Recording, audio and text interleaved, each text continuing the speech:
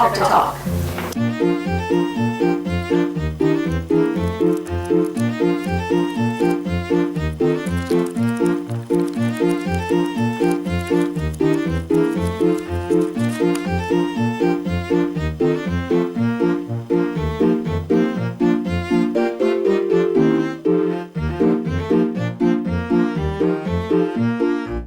Today I'm here with Mr. Christopher Ledford, a self-published author out of Macon.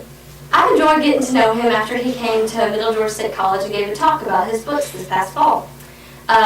Chris is the author of the From the Scroll Volana series, which he's going to tell us about today.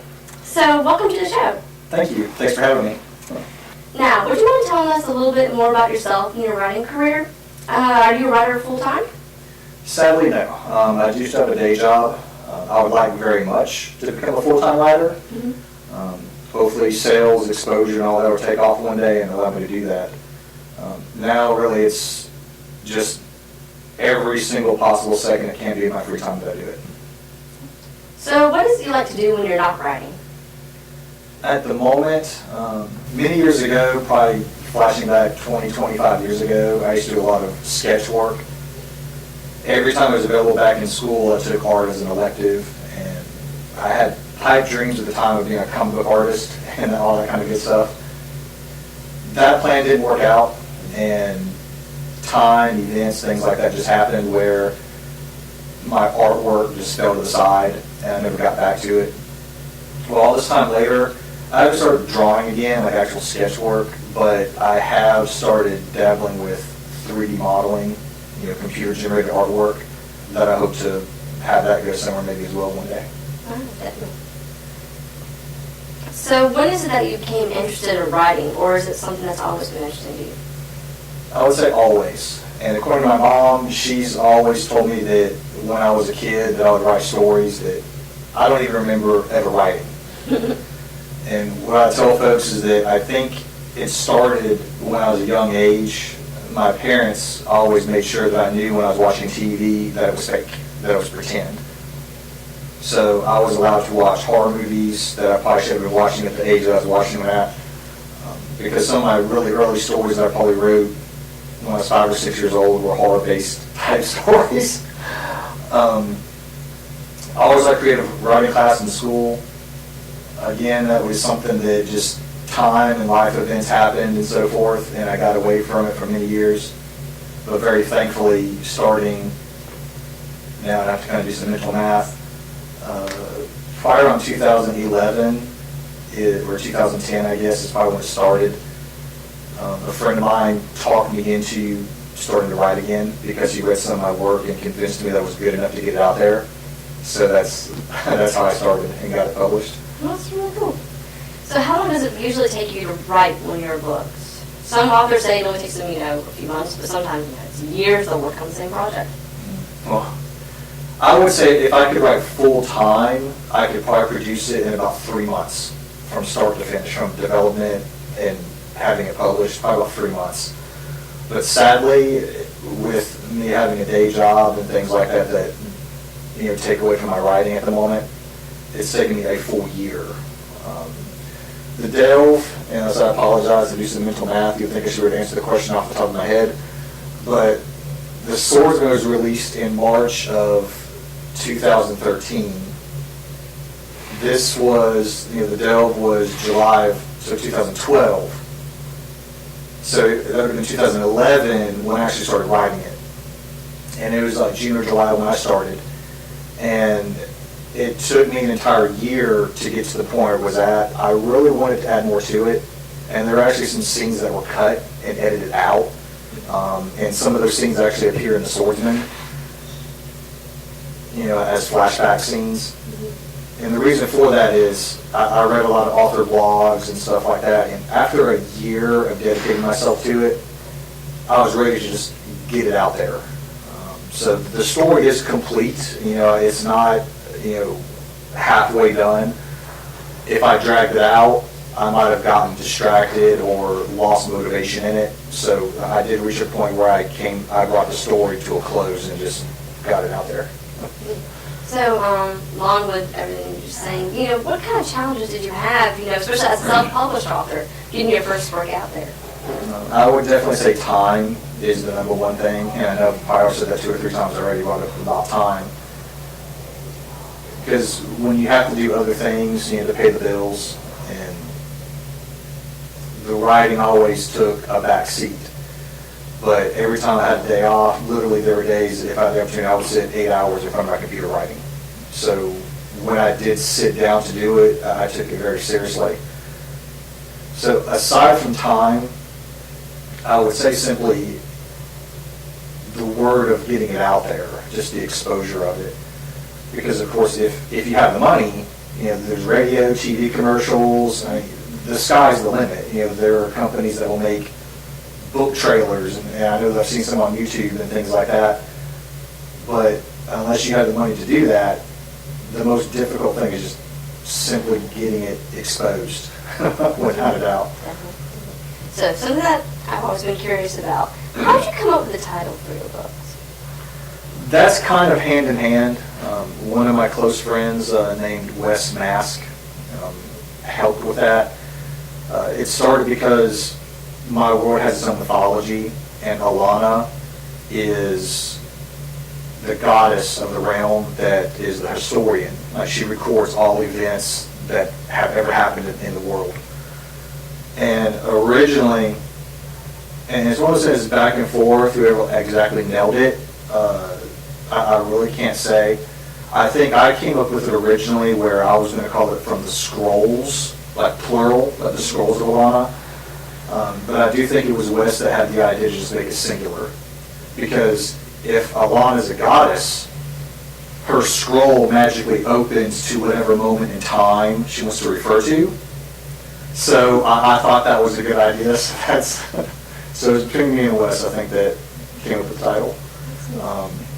And of course, the subtitles, like the Delve and the Swordsman, since everything, all the books in this series, obviously, they take place in the same world. So that's why there are separate subtitles to them, just based on the events that take place in it. And you're talking about, goddess and everything. So what genre would you classify your books as? Is it fantasy or? Primarily, without a doubt, it's fantasy. I guess to narrow it down, definitely sword and sorcery type fantasy. There are elves, magic, and things like that, and creatures. And without a doubt, action is very high on that list as well. Also, would you mind sharing about the cover artwork? Who's the artist? I just love the illustrations. I think they're really great. Well, what I did is my friend Linton Broad, I gave him a text description, just a verbal description of what I felt that I wanted, and he just brought my imagination to life. And what he did with his line art is incredible. And after Linton finished the line art, someone that he knows, another awesome artist named Yana Goya, she did the coloring. So that's actually a combination of 2 artists on those covers. Oh, they're really amazing. And yeah, really impressed. It definitely brought a feel of uniqueness, I think, to the books. Definitely, and when you read them, it gives you, visualization of those characters. So is there a specific message in your writing that you want people to grasp? I have been asked that, and I think because in my mind, fantasy worlds have just always had their own mythos, like the gods and things like that. Some people have made the comment that they think that I'm trying to make some religious message or whatever. Absolutely not. The story is 100% fiction. I'm not trying to put across any political agenda or anything like that. It is an action-driven storyline, very much so. It's meant to just be fun, and I would consider it a roller coaster ride. And I think I started with something exciting, and I just try to maintain that throughout. But yes, as far as a hidden underlying message, just detach yourself from reality and just have fun while you read it. That'd be the only thing. Yeah, when I read them, it definitely is. It's like a roller coaster. It actually keeps up, and that's what I loved about them. I thought it was great. Thank you. So what exactly is it that inspires you to write? Is there a specific author or a book or something that you really like that's inspired what you do? I would say probably, sadly, maybe in a way, that there's no modern day writer, I guess. The last, and I'll call it modern, but it's probably at least a 20-year-old book, early 90s at least. There was a trio of authors, and Marion Zimmer Bradley, unfortunately, is the only one that I can remember of the trio. But there's a book called The Black Trillium, and basically the three writers took turns writing a chapter about each character. There were three main characters, and so each author wrote their part of the story, and by the end it merges together. I really enjoyed that particular book,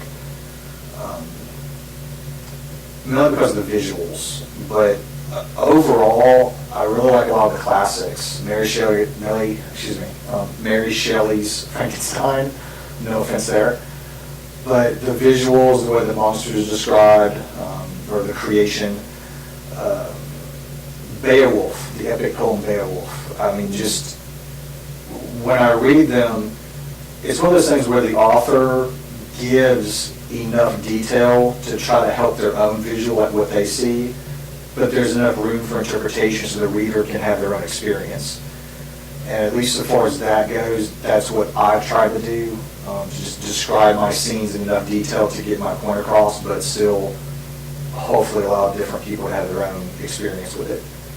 You know, I know a lot of authors suffer with that great evil writer's block. Yeah. So what do you do when when you just can't think of what to put down on the page? I actually started another project. There's a lot of stories in my head. I'm very fortunate as far as that goes. That's why it's kind of an illusion that, well, I said it took me a year to write The Delve, and at least with the release dates, it looks like maybe by the dates it only took me 9 months to write The Swordsman, and which is actually a longer book. But like I said, there are actually some scenes that didn't make it into The Delve that went over to The Swordsman. And whenever I had writer's block on The Delve, I was writing The Swordsman. So it still probably took about a year to write The Swordsman as well. It's just because some of it was already done in a way. And now I have at least 3 other books that are completely laid out story-wise. So the layout's there for me whenever I get a chance to get to them. So yeah, the main thing, I just try to work on a different project. Whatever other idea might be out there, I just start getting it on paper so I don't forget it. That sounds like a great way to do it. Yeah. So what's your absolute favorite thing about writing?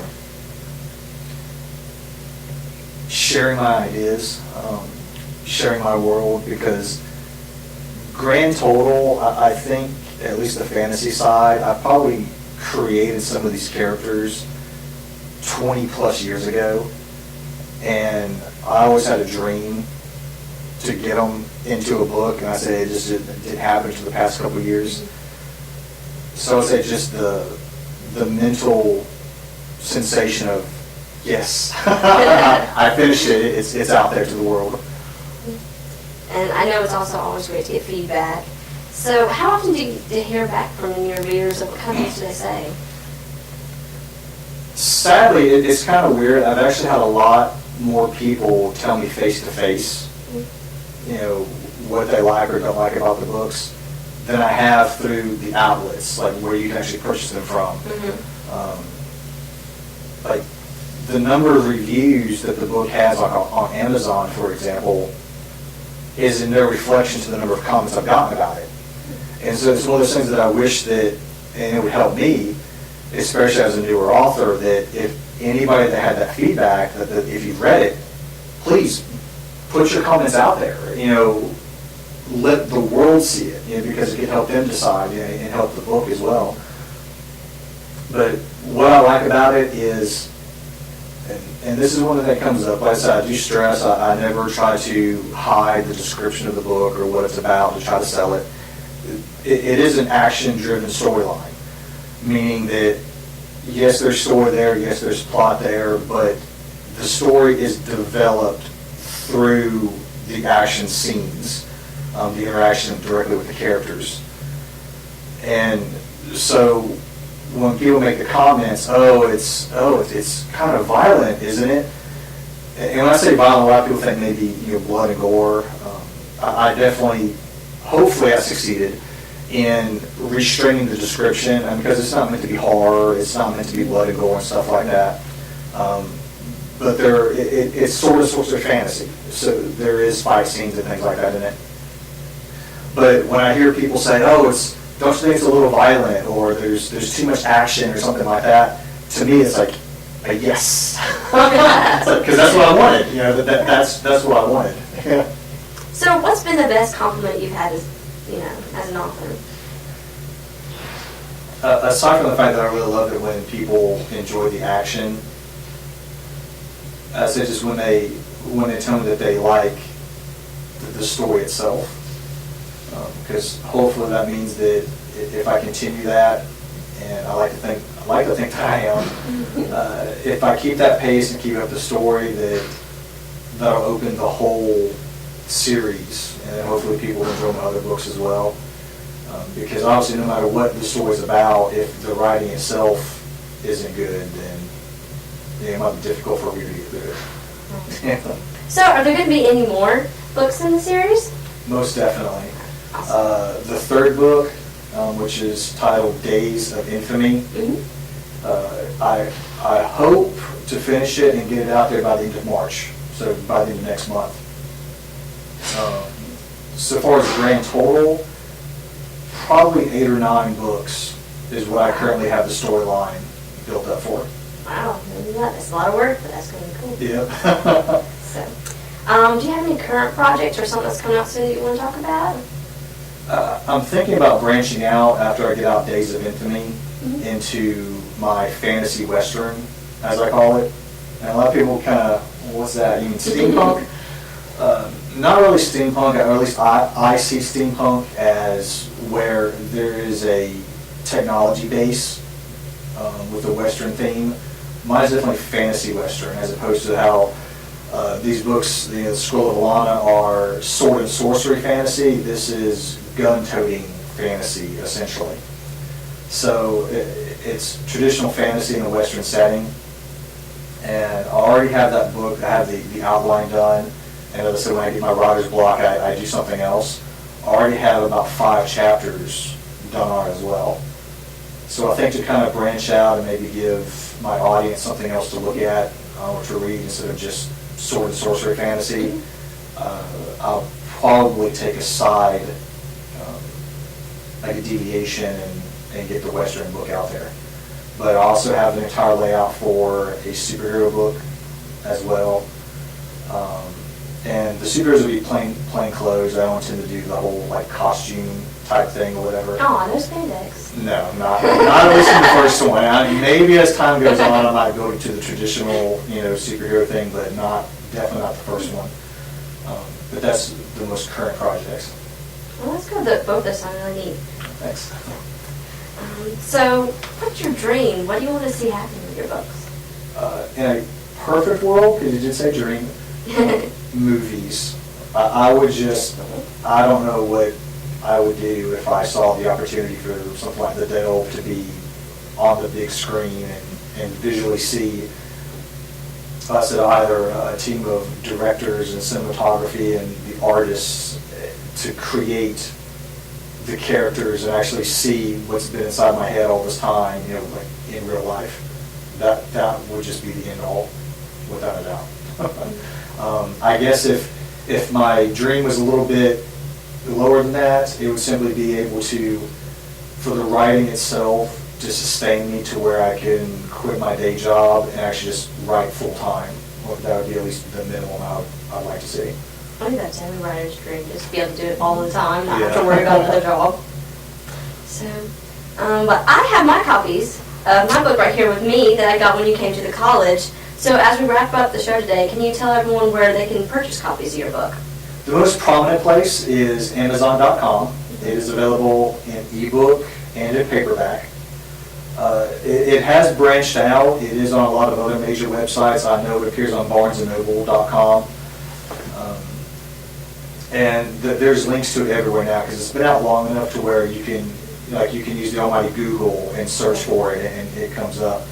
But its primary home is Amazon.com. And so far as locally, Will Peavy, the owner of Comics Plus here in Macon. He has a few copies there as well. So you can pick it up locally if you wanted to and give Comics Plus some business. And you're on Twitter too, aren't you? Yeah, that's technically I am. I do have a Facebook page as well. The Twitter thing I got on just to, I guess, give people more ways to get in touch with me. And God bless them. I think I have maybe 3 followers. I don't know. Oh, yeah. But I guess in a way, just because of my time, it starts to get spread too thin. I would like to be able to have all the social medias open to where people can contact me any way possible. But probably so far as direct contact, the quickest way would be to just probably through my Facebook page in some way, just write comments or something on my Facebook page, because that's probably what I log into the most. And my friend Linton and my wife Michelle helps me monitor, that page as well. So if somebody writes something and I miss it, then hopefully it'll be responded to as soon as possible. Well, Chris, I really look forward to reading your next book, and I wish you much success with your writing, and thank you for being here today. Oh, you're welcome. I appreciate the opportunity.